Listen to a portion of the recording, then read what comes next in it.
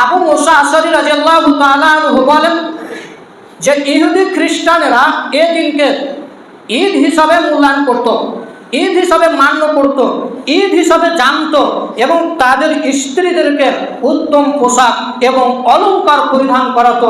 তারা এই দিনকে 10 মুহররমকে তারা কি মানত? ঈদের দিন মানত। আমরা যেমন ঈদের দিনে সুন্দর পোশাক পরি, সুন্দর সাজসজ্জা গ্রহণ করি, আমরা আমাদের স্ত্রীদেরকে চুড়ি কানের আরও কিছু কিনে দিই, সেরকম তাদের স্ত্রীদেরকে সুন্দর পোশাক এবং অলংকার পরিধান করে তারা ঈদ হিসাবে মান্য করত। ইবনে আব্বাস রাদিয়াল্লাহু তাআলা আনহু বলেন, রাসূলুল্লাহ সাল্লাল্লাহু আলাইহি ওয়াসাল্লাম দেখলেন যে ইহুদি খ্রিস্টানেরা আশুরায়ে মুহররম 10 মুহররমকে মূল্যায়ন করছেন। তো আল্লাহ রাসূল সাল্লাল্লাহু আলাইহি ওয়াসাল্লাম বললেন যে সঙ্গী সাথী, তোমরাও 10 মুহররমের শ্যাম পালন করো। তখন সাহাবীগণ বললেন, আল্লাহ রাসূল, আমাদেরকে 10 মুহররম শ্যাম পালন করতে হবে মানে?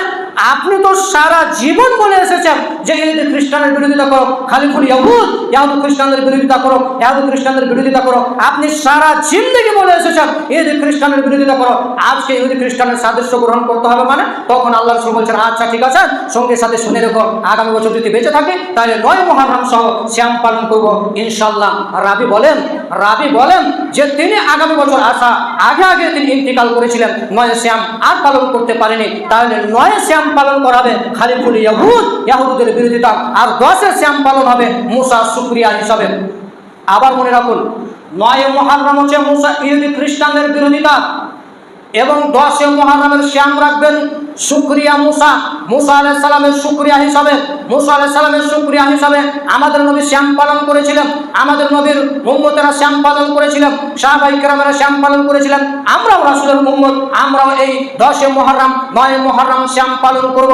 আল্লাহ তুমি সকলকে তৌফিক দান করো, আল্লাহুম্মা আমিন। আলহামদুলিল্লাহ ওয়াসসালাতু ওয়াসসালামু আলা মান লা নাবিয়্যা বা'দা, আম্মা বা'দ। আমরা আলোচনা করছিলাম আশুরায়ে মুহররম। মুআবিয়া বিন সুফিয়ান রাদিয়াল্লাহু তাআলা আনহু বলেন, রাসূলুল্লাহ সাল্লাল্লাহু আলাইহি ওয়াসাল্লাম বললেন, ইন্না হাযা ইয়াউমু আশুরা, আজ আশুরার দিন, ওয়ালাম ইয়াকতুবিল্লাহি আলাইকুম সিয়ামাহু, এদিনের শ্যাম তোমাদের উপর ফরজ করা হয়নি। ওয়া আনা সাইম, তবে আমি শ্যাম রেখেছি। ফামান শাআ ফালিয়াসুম, যে ব্যক্তি ইচ্ছা তোমাদের মধ্যে শ্যাম পালন করো, আশুরার শ্যাম পালন করো। ওয়া মান শাআ ফালিফতির, যে ব্যক্তি ইচ্ছা পরিত্যাগ করো। অত্র হাদিস প্রমাণ করেন যে আশুরার শ্যাম ফরজ নয়। আল্লাহ রাসূল বলছেন যে এটা হচ্ছে আজ আশুরার দিন, এদিনের শ্যাম আল্লাহ ফরজ করেননি, তবে আনা সাইম, আমি শ্যাম রেখেছি। ফামান শাআ ফালিয়াসুম, তোমরা যদি ইচ্ছা করো তাহলে রাখো। ওমান শাআ ফালিফতির, যদি তা ইচ্ছা না করো তাহলে পরিত্যাগ করো। তাহলে আমাদের করণীয় হচ্ছে এই মাসে শ্যাম পালন করা, এরপরে চলে আসবো এগুলো আমাদের করণীয়, এরপরে আসবো বর্জনীয়। কি আমার বর্জনীয় করবেন দেখেন, আল্লাহ রাসূল সাল্লাল্লাহু আলাইহি ওয়াসাল্লাম বলেছেন যে মান জারা কবরান বিলা মাকবুরিন কান্নামা আবদাস সানামা, এই আশুরায়ে মুহররমের দিনকে ইহুদিরা শিয়ারা শোক দিবস হিসেবে পালন করে এবং তালোয়ার দিয়ে, চাবুক দিয়ে, লাঠি দিয়ে তাদের পিঠকে রক্তাক্ত করে দেয়, তাদের কপাল কেটে দেয়, তাদের জামা কাপড় ছিঁড়ে দেয়, তাদের সব কিছু করে দেয় এবং তাজিয়া তৈরি করে।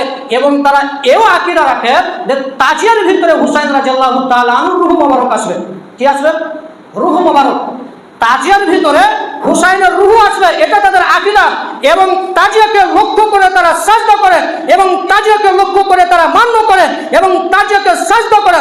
শুধু পৃথিবীর মানুষ এই তাজিয়াকে সাজদা করা যেরূপ, এই তাজিয়াকে সম্মান করা যেরকম হারাম এবং এই তাজিয়াকে সাজদা করা সেরূপই হারাম। আল্লাহ রাসূল বলছেন আল্লাহ রাসূল বলছেন যে মাকবুরিন, যে ব্যক্তি লাশ ছাড়াই কবর জিয়ারত করলো সে যেন মূর্তিকে পূজা করলো। মান জারা কবরান বিলা মাকবুরিন কান্নামা আবদাস সানামা, পৃথিবীর মানুষ শুনে রাখো, যে ব্যক্তি লাশ ছাড়াই কবরকে জিয়ারত করলো সে যেন মূর্তিকে পূজা করলো। তার মানে যেই কবরে লাশ নাই ওই কবরে জিয়ারত করা যায় না, যেই কবরে মৃত্যু নেই সেই কবরকে জিয়ারত করা যায় না। ওই কবরকে যদি কোনো মানুষ জিয়ারত করে তাহলে সে ব্যক্তি মূর্তির পূজা করলো। এরপরে হাদিস দেখেন, শিয়ারা, ইহুদিরা উসমান রাদিয়াল্লাহু তাআলা আনহু, উমর রাদিয়াল্লাহু তাআলা আনহু, আমর ইবনে সুয়াইদ রাদিয়াল্লাহু তাআলা আনহু, এই সাহাবীগুলোকে গালিগালাজ করে। অথচ আল্লাহ রাসূল বলছেন যে লা তাসুব্বু আসহাবি লাম আন্না আহাদাকুম, পৃথিবীর মানুষ শুনে রাখো, তোমরা আমার সাহাবীদেরকে গালি দিও না। আনফাকা মিসলা উহুদিন যাহাবান মা বালাগা মুদ্দা, বা জাহাবা মামালা কাবুদ্দাম আহাদিহিম, আল্লাহ রাসূল সাল্লাল্লাহু আলাইহি ওয়াসাল্লাম বলছেন যে তোমরা আমার সাহাবীদেরকে গালি দিও না। কেন? তোমরা যদি উহুদ পাহাড় সোনা আল্লাহ রাস্তায় ব্যয় করে দাও, আল্লাহ রাস্তায় দান করে দাও উহুদ পাহাড় সম পরিমাণ, তবু আমার সাহাবীদের নিকটে নেকির আশায় সওয়াবের নিকটে পৌঁছাতে পারবে না।